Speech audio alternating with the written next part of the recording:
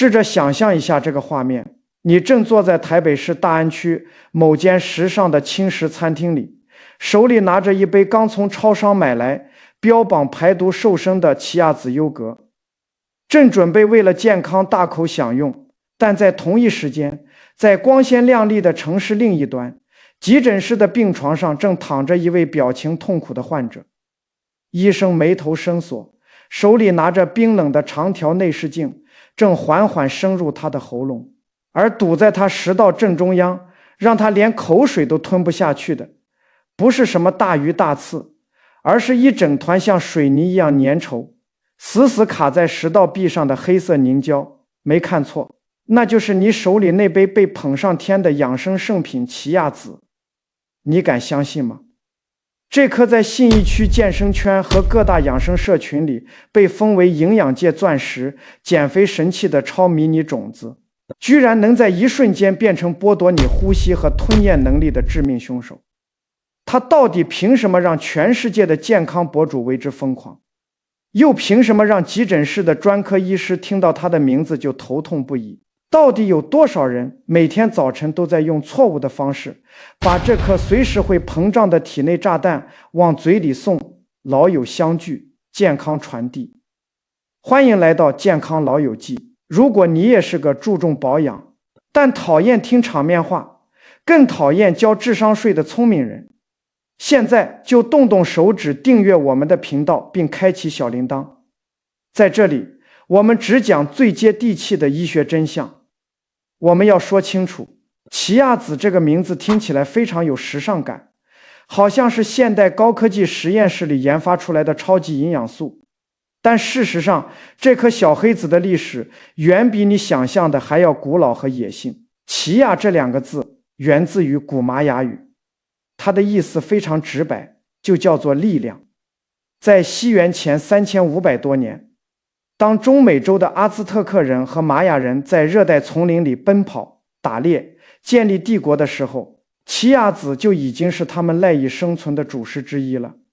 那时候的阿兹特克战士在出征前根本不带什么笨重的干粮或腌肉，他们的腰带上只挂着一个小布袋，里面装满了干燥的奇亚籽。传说中，这些战士只要在赶路时抓起一把奇亚籽塞进嘴里，再灌下一大口河水，就能在湿度 90% 的丛林里不眠不休地奔跑一整天，追踪猎物或者跟敌对部落搏斗。他们不仅精力充沛，甚至连肌肉酸痛都比别人少。这听起来是不是非常像远古时代的科幻小说？但是当现代考古学家翻阅阿兹特克帝国留下的古老法典时，惊讶地发现奇亚籽在当时的地位竟然高得吓人。它与玉米、豆类并称为帝国3大支柱作物。在某些神圣的祭祀仪式中，平民甚至要将奇亚籽作为最顶级的贡品献给他们敬畏的神明。为什么一颗比芝麻还要小，掉在地上你可能都懒得捡起来的黑色种子能够支撑起一个远古帝国的行军战斗力？现代科学仪器一检验，答案立刻水落石出。这颗小种子的营养密度确实高得让人有点难以置信。每100克干燥的奇亚籽里面含有大约 37.5 克的膳食纤维。这是一个什么水准的概念？我们拿台北市便当里最常见的高丽菜来对比。如果你想要摄取同等分量的膳食纤维，你必须吃下整整一盘重达100克的高丽菜。而如果你每天摄取正常建议量的20到25克奇亚籽，你随手倒进杯子里的这一小把就已经轻松帮你搞定了整天所需膳食纤维的1/3。单凭这一个数据就足以让全台湾的营养师对它刮目相看。除了纤维多到爆炸之外，奇亚籽里面还塞满了大量的 Omega-3 脂肪酸，更精确地说，是一种叫做 ALA， 也就是阿尔法次亚麻油酸的植物性脂肪酸。这种脂肪酸进入我们人体之后，可以通过精密的生化代谢转换成我们脑部和心血管最需要的 EPA 和 DHA， 也就是大家平时花大钱买的深海鱼油里面的核心有效成分。虽然说植物性脂肪酸的转换效率确实没有直接吃深海鱼来的那么高，但对于那些不爱吃鱼或者长期吃素的素食主义者来说，奇亚籽几乎就是大自然赐予他们的鱼油替代品。更让人吃惊的还在后面，奇亚籽的钙含量也高得像是在作弊。每100克奇亚籽里面的钙含量大约有631毫克。如果你对这个数字没有什么概念，那我可以告诉你，这大概是同等重量全脂牛奶的5倍。没错，你没有听错，就是整整5倍。所以，对于那些喝牛奶会拉肚子、有乳糖不耐症的朋友，每天吃个20克左右的奇亚籽，光是钙质的摄取就已经达到了每日建议量的15%以上。再加上它里面还含有丰富的镁、磷、铁、锌、维他命 B 群以及优质的植物性蛋白质，也难怪欧美的健康专家们会不约而同地把它冠上魔法种子这样的称号。阿兹特克的战士们在烈日下奔跑，细胞会产生大量的自由基和氧化损伤，而现代科学证实奇亚籽拥有极强的抗氧化能力。它里面富含绿原酸、咖啡酸、杨霉素、西皮素等多种强效的天然抗氧化剂。这些听起来很拗口的化学名词，其实就是你身体细胞的防锈剂。它们能够像巡逻队一样，在你的血管和器官里清除多余的自由基，延缓细胞的衰老和发炎反应。而且奇亚籽在实际生活中还有一个堪称完美的物理特性，那就是它完全没有味道。相信我，这真的是它的一大优势。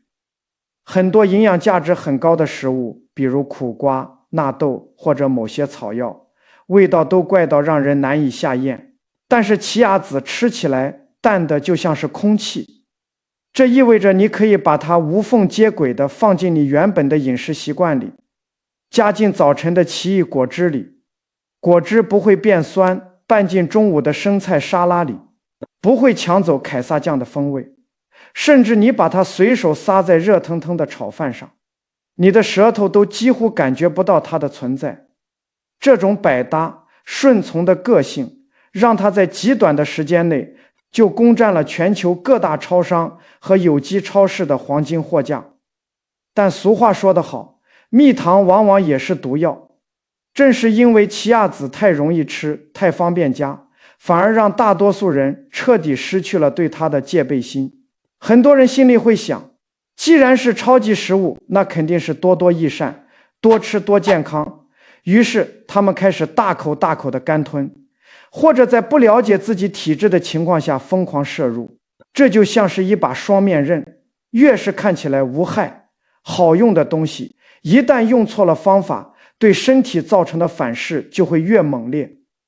听到这里，你是不是心里已经开始盘算，等一下下班要立刻去超商扫货几包回家放着，先别急着掏钱包，因为接下来我们要讲的才是这颗神奇种子的真正谜底。奇亚籽有一个非常奇特的物理反应，这个反应既是它能够帮你控制体重的最大功臣，也是它在人体内制造灾难的始作俑者。这个特性就是它那惊人且近乎疯狂的吸水能力。当你把一颗完全干燥的奇亚籽丢进水里，它会在短短几分钟之内像海绵一样疯狂吸收相当于自身重量10到15倍的水分。接着它的外层会膨胀开来，形成一圈黏糊糊半透明的凝胶状包膜。这时候的它看起来有点像青蛙下蛋，也有点像台湾传统的山粉圆。这种吸水膨胀的特性在理论上是减肥人群的救星。你想想看，当这些小种子在你的胃里吸收了大量的水分，体积膨胀了10几倍之后，你的胃壁就会被撑开，向大脑发射出我很饱，别再吃了的讯息。这样一来，你自然就会减少下一餐的进食量，达到控制热量的效果。这个减肥逻辑听起来非常完美，对吧？但问题是，这个逻辑成立的前提是，你必须在吃之前就已经让它在杯子里把水吸饱。如果你图省事，或者是被网上那些不学无术的网红误导，把一大匙干燥的奇亚籽直接倒进嘴里，然后再随便喝几口水敷衍了事。那么这颗海绵在你的消化道里就会上演一出可怕的抢水大战。在2014年的美国胃肠病学大年会上，有一位胃肠科医师就分享过一个极其震撼的真实医学案例。一位39岁的男性患者，为了追求快速排毒减肥，直接干吞了一大匙干燥的奇亚籽，随后只喝了一杯冷水。结果在短短几分钟内，这些干燥的种子在他的食道里遇到了唾液和少量的水分，立刻开始疯狂膨胀。由于食道的空间非常有限，这些迅速变大、充满粘性的奇亚籽瞬间粘在一起，形成了一团巨大的、质地坚硬的半固体凝胶。这团凝胶就像是一个量身打造的塞子，把他的食道堵得严严实实。患者当时立刻感到呼吸困难，喉咙有强烈的异物感，不仅无法吞咽任何东西，甚至连喝水想把塞子冲下去都做不到，因为水一碰到那团凝胶，只会让他吸水膨胀得更厉害。最后他被紧急送进了急诊室，医生尝试了各种方法，甚至试图用药水去软化它，都无济于事。最终医生只能硬着头皮，用胃镜和异物钳在内视镜的引导下，把那一团粘稠的像橡胶一样的奇亚籽凝胶一点一点地从食道里夹出来。整个过程极其痛苦，而且稍有不慎就可能造成食道撕裂甚至穿孔。这绝对不是什么危言耸听的极端个案。如果你现在打开手机上的社群媒体，输入奇亚籽3个字，你会看到成百上千个短影片，教你所谓的内部沐浴法。那些画面看起来非常唯美，画面里的博主身材曼妙，告诉你每天早上空腹一勺干奇亚籽，配上一杯温水或柠檬水，就能彻底清洗你的肠胃，让你3天瘦下5公斤。站在专业医学的角度来看，这种所谓的内部沐浴法不仅没有任何科学依据，简直就是在拿自己的生命开玩笑。当你把干燥的奇亚籽直接吞下去，它不仅会在你的食道里制造堵塞的风险，即便它侥幸通过了食道，到达了你的胃部和肠道，它依然会不分青红皂白地榨干你肠道里的每一滴水分。这就要提到奇亚籽那高达 37.5% 的膳食纤维了。在这庞大的纤维总量中，有大约3/4属于不溶性纤维。不溶性纤维在人体内是无法被消化吸收的，它的工作原理就像是一把质地粗糙的竹扫帚，会顺着你的肠道一路往下扫，刺激肠壁蠕动，帮助你把堆积的宿便推出去。对于一个平时水分摄取充足、肠胃机能完全正常的人来说，这把扫帚确实可以起到很好的预防便秘效果。但是如果你平时就是个不爱喝水的人，或者你因为工作压力大，已经连续好几天没有顺畅排便了，这时候你突然吃下大量的奇亚籽，这把粗糙的扫帚就会在你的肠道里停滞不前。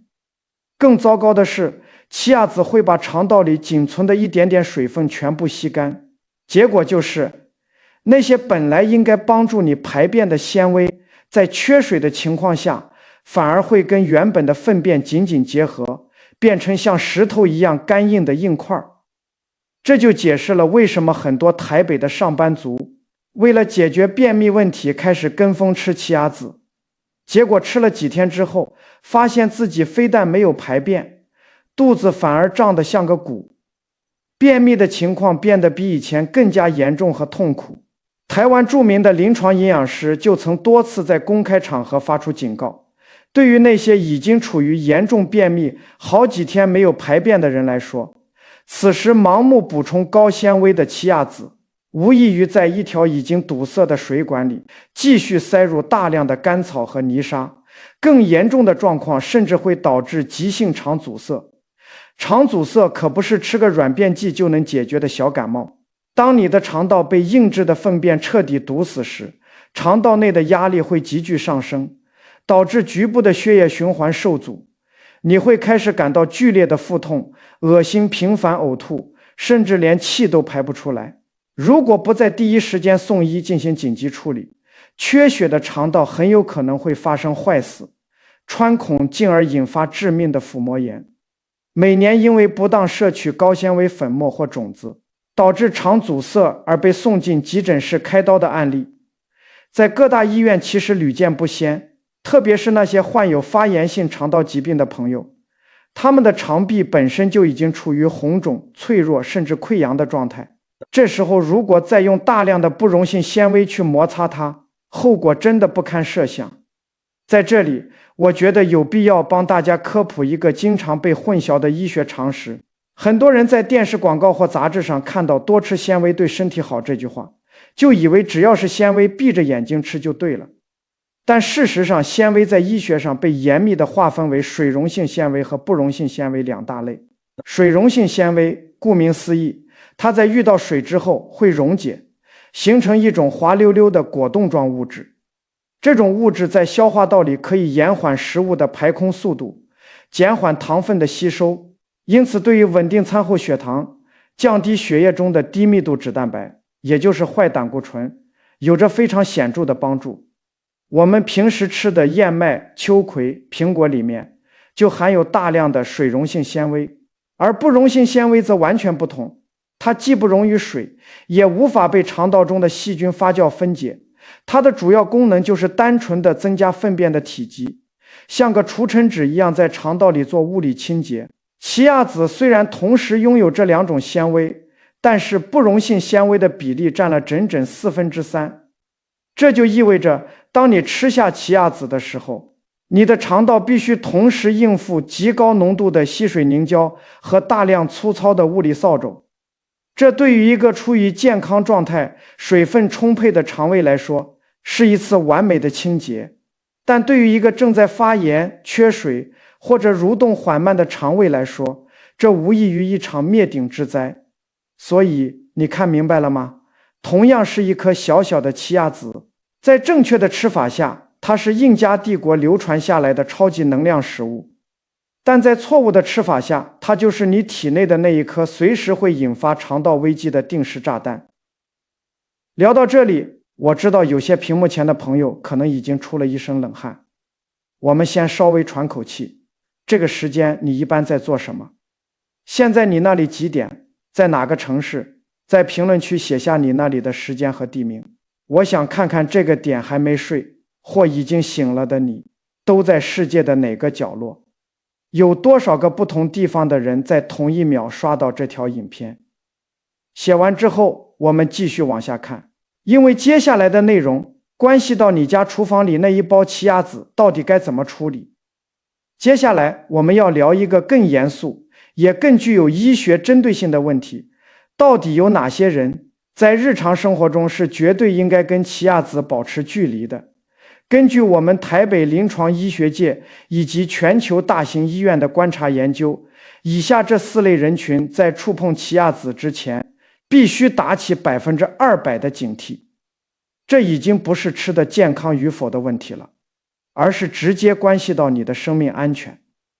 第一类就是我们刚才反复强调的，肠胃消化功能极差或者患有特定消化系统疾病的人群，这其中包括了经常饱受胀气折磨的人，患有大肠急躁症，也就是俗称肠躁症的人，发炎性肠道疾病患者，以及老年人或吞咽功能有障碍的族群。肠躁症患者的肠道对压力和刺激极其敏感，稍微一点风吹草动就会引发剧烈的痉挛或腹泻。而奇亚籽中高含量的膳食纤维在被大肠内的细菌发酵时，会产生大量的气体，这对于一个普通人来说可能只是放几个屁就过去了，但对于肠躁症患者来说，这些积聚在肠道内的气体会引发让人难以忍受的剧烈腹痛和严重胀气。另外，老年人和年纪较小的幼童，由于他们的吞咽反射和食道肌肉力量不如年轻人强健，直接饮用含有奇亚籽的饮料，极容易发生气管吸入或食道残留的危险，就像小孩子吃果冻容易噎住一样。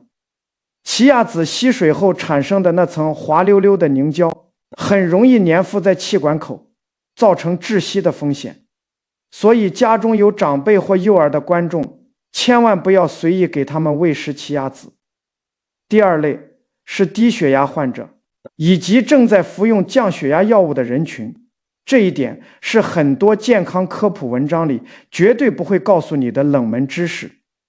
医学研究证实，奇亚籽中高浓度的 Omega-3 脂肪酸，尤其是 ALA 成分，配合它所含有的特定矿物质，在人体内具有舒张血管、降低血压的天然生理功效。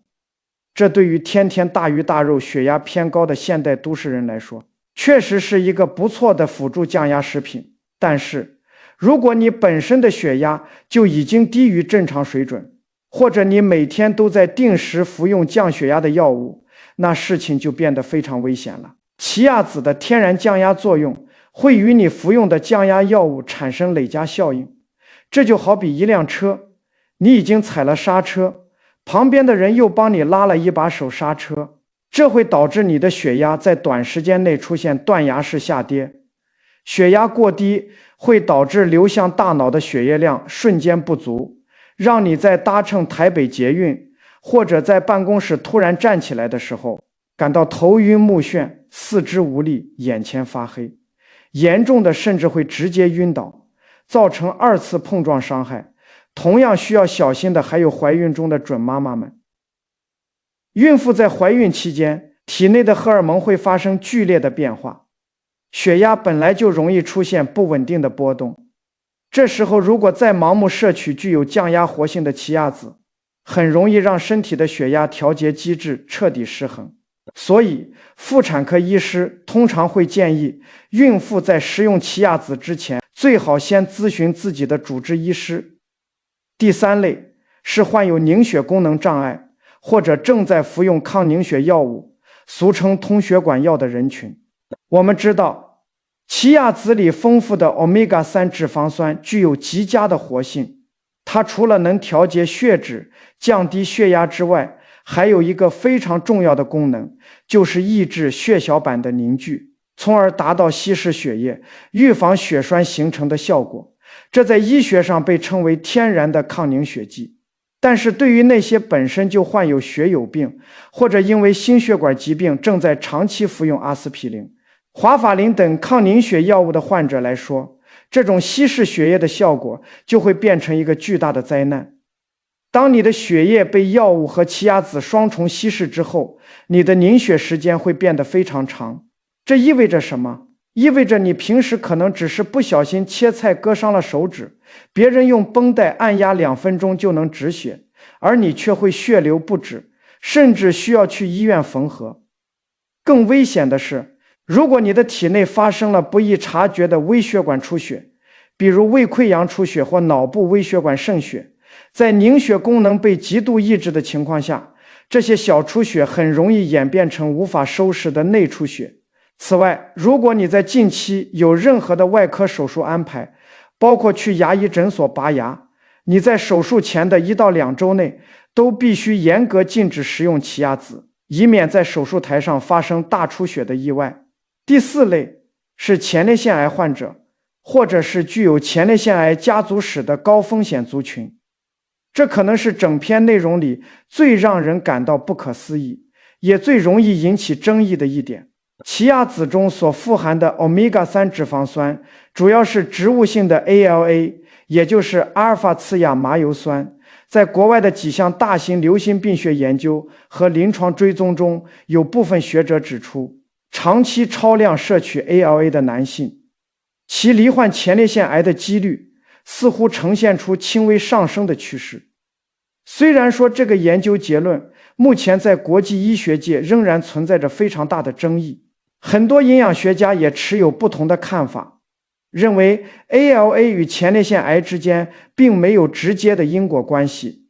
但是秉持着医学上安全至上的原则，许多泌尿科医师仍然会建议，如果你已经被诊断出患有前列腺相关疾病，或者你的直系亲属中有人曾患有前列腺癌，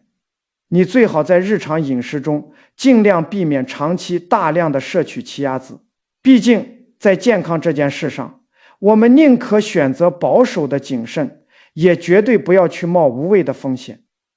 除了上述这4大类重点保护人群之外，还有一个非常容易被大家忽略的过敏问题。在植物分类学中，产生奇亚籽的植物叫做鼠尾草，它是唇形科的一种草本植物。如果你在日常生活中曾经对芝麻、薄荷或者是芥菜籽这类食物产生过过敏反应，比如吃完之后皮肤会莫名其妙的发痒、起红疹，甚至是喉咙发痒、呼吸不顺畅，那么你对奇亚籽产生交叉过敏反应的几率也会比一般人高出许多。此外，奇亚籽中的钾元素含量也相对偏高。对于一个肾脏功能健全的人来说，多余的钾可以随尿液轻松排出体外，但对于慢性肾脏病，尤其是需要定期洗肾的患者来说，肾脏排钾的能力已经严重受损。此时摄入高钾的奇亚籽极易引发高钾血症，导致心律不整，甚至心脏骤停。因此，肾脏病患者在吃任何含有奇亚籽的食物之前，都必须严格遵照营养师的配方指引。讲完了谁不能吃？相信很多朋友心里会问，那我身体很健康，我平时也很注意喝水，那我到底该怎么吃，才能既安全又100%的吸收它的营养呢？现在我就把台北临床营养圈里公认最安全、最科学的奇亚籽食用4大铁律分享给你，请你务必把这几条守则牢牢地刻在脑海里。第一条铁律也是最重要的一条，永远绝对不要干吞干燥的奇亚籽。不管你有多赶时间，不管网上的美妆博主把内部沐浴法吹得有多神乎其神，只要它是干燥的，你就绝对不能让它直接接触你的食道。正确的做法是采取先泡后吃的原则。在吃奇亚籽之前，你必须把它放进足够的液体中，静置浸泡至少10到15分钟，让这些小小的种子在杯子里彻底完成它的吸水膨胀过程，直到它的外层完全包裹上一层半透明的凝胶。这时候的奇亚籽已经失去了在你的消化道里继续抢夺水分的能力。用来浸泡的液体完全可以根据你个人的喜好来选择，可以是温开水、无糖豆浆、低脂牛奶，或者是天然的优格。在台北，很多注重身材的上班族喜欢在晚上准备隔夜燕麦罐，他们把燕麦片、奇亚籽还有牛奶混合在一起，放进冰箱冷藏一整夜。第二天早上拿出来的时候，奇亚籽已经完全膨胀，把燕麦粥变得像布丁一样质地浓郁。再搭配上几颗新鲜的奇异果或蓝莓，就是一顿既安全又营养满分的完美早餐。第二条铁律是必须严格控制每天的摄入总量。很多人觉得既然是健康食物，多吃一点也无妨，甚至有人把奇亚籽当成米饭来大碗大碗的吃，这是一个非常危险的认知误区。奇亚籽虽然膳食纤维极高，但它同时也是一种高脂肪、高热量的种子。你要知道，种子在植物学上的使命是用来孕育下一代生命的，因此它里面储存了极高密度的能量。奇亚籽里面的脂肪含量其实并不低，虽然大部分是对身体有益的不饱和脂肪酸，但热量就是热量，吃多了照样会在你的腹部囤积成脂肪。医学界和营养学会推荐的每日最佳摄入量是控制在20到25克之间，换算成我们家里常用的大汤匙，大约就是1到1.5汤匙的分量。这个分量已经足够提供你身体所需的膳食纤维和微量元素。超过这个量，不仅你的肠胃会因为无法负荷而开始抗议，你的体重可能也会在不知不觉中悄悄上升。第三条，铁律是在吃奇亚籽的日子里，必须刻意多喝水。这其实是一个非常简单的物理平衡逻辑。奇亚籽是高纤维的食物，而高纤维在肠道里发挥清道夫功能的前提是必须有充足的水分来做润滑。如果你今天吃了1.5汤匙的奇亚籽，那么你在这一天里至少要比平时多喝500到800毫升的纯水。只有当你给肠道提供了足够的水分，那些吸水膨胀的纤维才能顺畅地在肠道内移动，带走多余的废物和毒素。如果你只吃奇亚籽而不补充水分，那这些纤维就会变成干涸的泥沙，把你的肠道堵得水泄不通。第4条铁律是必须采取循序渐进的策略。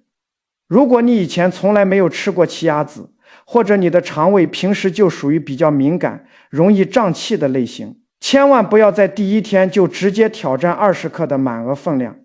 因为你的肠道菌丛需要时间来适应突然增加的大量纤维。我建议你可以从每天半茶匙大约3到5克的小分量开始尝试，把这半茶匙的奇亚籽泡开后吃下去，仔细观察自己身体接下来的反应，看看在接下来的24小时里，肚子有没有出现异常的胀气、绞痛或者是排便习惯的改变。如果连续试了3天，你的身体没有任何不适，那再慢慢的一点一点的增加分量，直到达到每天推荐的正常用量。对于那些平时肠道内坏菌偏多、吃东西极易产气的人来说，这种小心翼翼的尝试能够帮你避免很多尴尬和痛苦的时刻。在这里，我还想帮大家打破一个关于奇亚籽的终极神话，那就是吃奇亚籽到底能不能帮你减肥？很多人之所以会买奇亚籽，90%都是冲着减肥这2个字去的。在网络的宣传里，奇亚籽被包装成了不用运动、不用节食，只要每天喝1杯就能轻松瘦下10公斤的减肥神药。但残酷的医学事实是，早在2014年，国际知名的营养学期刊就曾发表过一项针对奇亚籽减肥效果的严格临床研究。研究人员将数百名肥胖受试者随机分为2组，一组每天按时摄取适量的奇亚籽，另一组则服用外观相同但没有任何营养成分的安慰剂。在经过了长达12周的严格追踪和体质监测后，结果让所有人大跌眼镜。这2组受试者在体重减轻、体脂肪率以及腰围变化上竟然没有任何统计学上的显著差异。也就是说，单靠吃奇亚籽对于减轻体重并没有任何直接的 magic 魔法效果。奇亚籽之所以能帮一部分人瘦下来，是因为它吸水膨胀后带来的饱足感，让你在无形中少吃了1碗白米饭，或者少喝了1杯珍珠奶茶。如果你在吃完奇亚籽之后，依然照样吃炸鸡、喝含糖饮料，指望这一颗小种子来帮你燃烧脂肪，那完全是在做白日梦。不仅如此，加医科医师也特别指出，很多人试图用奇亚籽来完全取代鱼油，这也是不切实际的。因为奇亚籽中所含有的植物性 Omega-3 主要是 ALA， 它在人体内的转换率非常低下，只有大约 5% 到 10% 的 ALA 能够成功转化为对大脑和心血管有益的 EPA 和 DHA。 所以如果你是为了保护心脏、提升记忆力而吃奇亚籽，那么直接去吃深海鱼肉或者摄取高品质的鱼油、藻油，依然是效率高出几十倍的选择。既然如此，我们是不是应该把奇亚籽彻底打入冷宫呢？那倒也不必。在台湾，其实我们有一种非常传统、价格又极其亲民的本土食物，在很多特性上与奇亚籽有着异曲同工之妙，那就是我们在夜市里经常能喝到的山粉圆。很多台湾本地的营养师都做过详细的对比分析，山粉圆在泡水之后同样会产生一圈半透明的粘稠凝胶，其主要成分同样是不溶性膳食纤维。如果你纯粹是为了追求饱足感、促进肠胃蠕动，那么价格便宜好几倍的山粉圆其实是一个非常完美的本土替代选择。15克的山粉圆里就含有大约 8.7 克的膳食纤维，这个比例其实一点都不输给昂贵的进口奇亚籽。当然，奇亚籽在 Omega-3 脂肪酸和钙质的含量上呢，确实还是占有一定的营养优势。